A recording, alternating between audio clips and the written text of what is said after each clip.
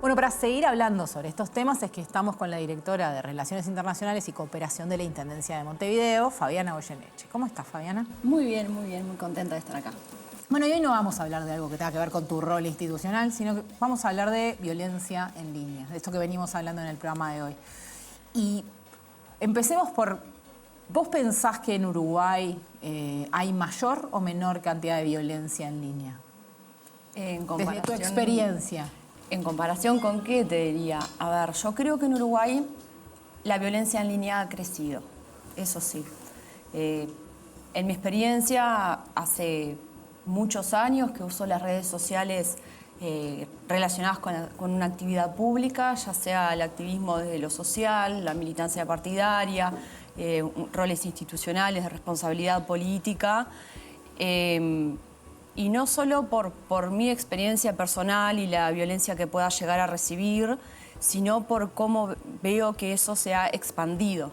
Es mi impresión, no estoy hablando de algún dato en particular que haya visto, aunque sí he leído alguna cosa, alguna publicación y alguna investigación, y todas son muy coherentes y consecuentes en que la violencia en línea es un problema importante, que está creciendo, que está afectando a mucha diversidad de personas, ¿no? Hoy particularmente y por la fecha podemos pensar en violencia en línea hacia las mujeres, que es algo que es uno de los temas de los primeros que empezó a preocupar de cómo se manifiesta la violencia en Internet, pero sí es cierto que ha crecido.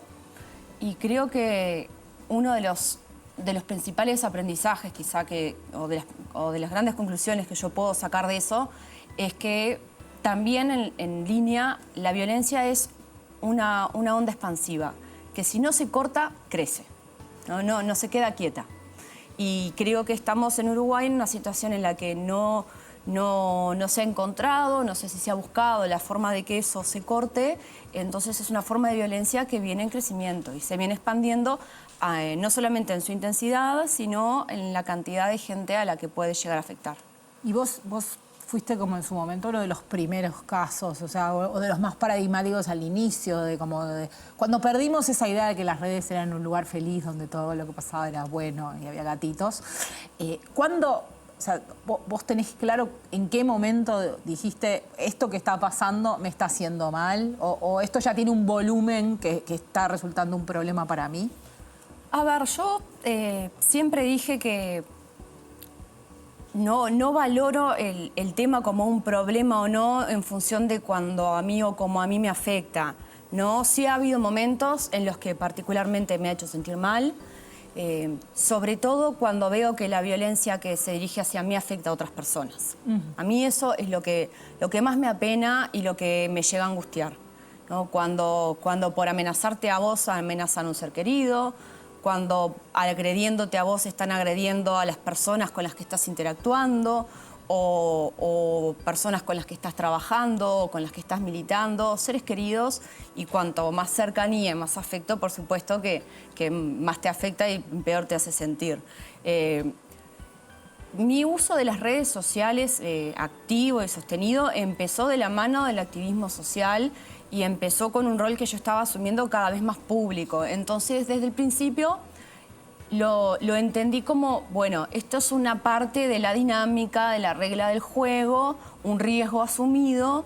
Quizá en su momento tampoco fui demasiado consciente hasta dónde, porque te estoy hablando de hace más de 10 años, ¿no? Donde el tema todavía no estaba sobre la mesa, donde el uso de las redes sociales todavía no era tan intensivo como ahora.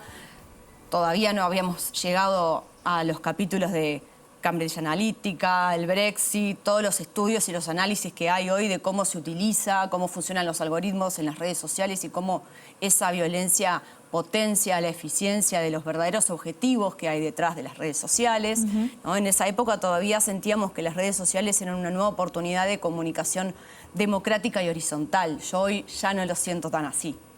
Entonces, desde ese entonces a esta parte, mi gran aprendizaje siempre ha sido, bueno, las redes son un medio que ha cambiado, que ha evolucionado, que tienen muchos riesgos, muchas responsabilidades, y son uno de los tantos espacios donde la violencia puede encontrar cómo echar raíz y entonces hay que estar muy atentos como sociedad y también desde donde se puedan tener herramientas para no dejar que esa violencia se expanda. Porque, insisto, si no se combate, inevitablemente creo que crece.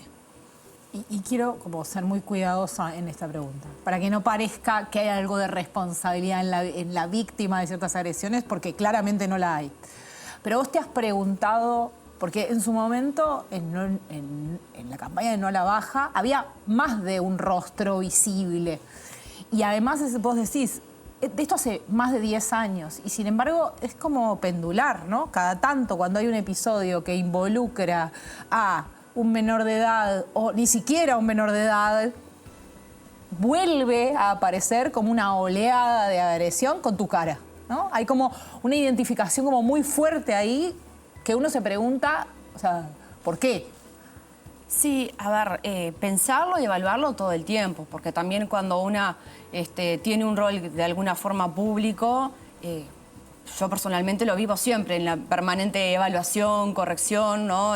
Siempre pensando que se puede mejorar, qué errores cometemos, sin, como decís vos, sin caer en creer, porque por suerte he tenido la fortaleza y sobre todo la fortaleza que me ha dado mucha gente y particularmente muchas mujeres que me rodean, de sentir y de darme cuenta que cuando sos violentada, nunca la responsabilidad de esa violencia es de la persona que sufre esa violencia, ¿no? Que a veces a las mujeres nos cuesta ser conscientes de eso. Pero creo que hay dos cosas diferentes o simultáneas quizá, ¿no? Con todo el tema es cierto que yo empecé a tener una imagen pública por el plebiscito en contra de la baja de imputabilidad. Había otras caras visibles, pero bueno, quizás yo fui la que tuvo más visibilidad o más exposición mediática y que pueda venir por ahí. Y entonces sí, seguro que siempre pensé que por lo menos una cuota importante de la reacción tenía que ver con eso.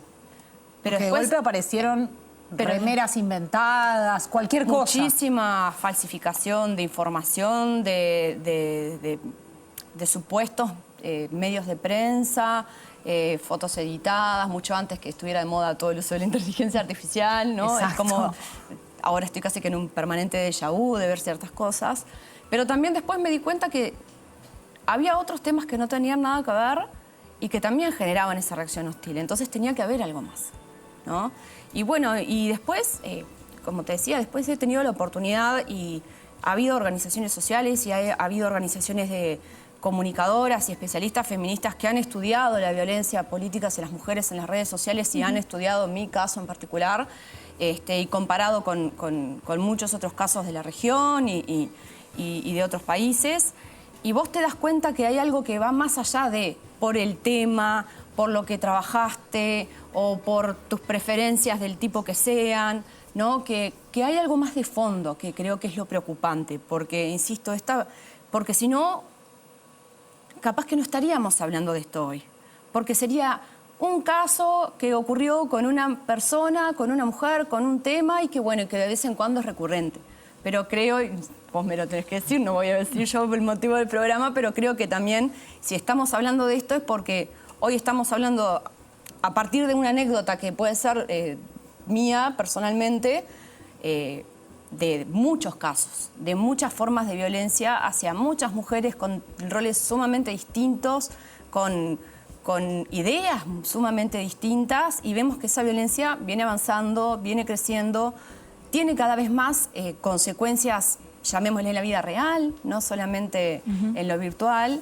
Entonces creo que acá el aprendizaje es, bueno, hay situaciones que siempre pueden generar discrepancias, pero estamos en un momento en el que las personas nos estamos comunicando de una forma distinta, con herramientas que nunca tuvimos, que todavía no somos realmente conscientes de cómo funcionan y de qué hay detrás, ¿no? Y que eso tiene que ser atendido porque tiene consecuencias con hechos violentos, tiene consecuencias, bueno, hemos sabido casos a nivel internacional ¿no? de cómo estas cosas pueden incidir en decisiones políticas, en decisiones respecto de la democracia, respecto de la economía.